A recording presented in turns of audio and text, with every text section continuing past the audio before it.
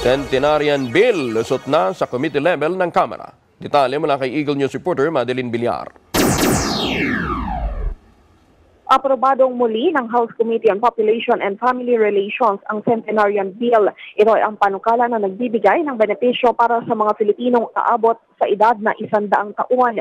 Ito ay dati na napagtibay ng Senado at Kamara pero naibito ni Pangulong Aquino dahil sa tinutulan nito ang probisyon na nagtatakda ng 75% discount para sa mga centenarian sa mga produkto at serbisyo. Sa ilalim ng bersyon na inaprobahan sa committee level, ibinababa na sa 30% ang diskwento sa produkto at bayad sa serbisyo ng centenarians, bukod pa ito sa exemption sa pagbabayad ng VAT. Magkakatanggap din ang centenarian ng letter of felicitation mula sa Pangulo ng Bansa at cash gift na 100,000 piso. Kinikilala naman ng House Committee on Population and Family Relations si Albay Congressman Greg Lagman bilang principal author ng Centenarian Bill dahil sa ang tatay nito na si dating Congressman Ed Lagman ang orihinal na nagsulong ng panukala sa nakaraang Kongreso.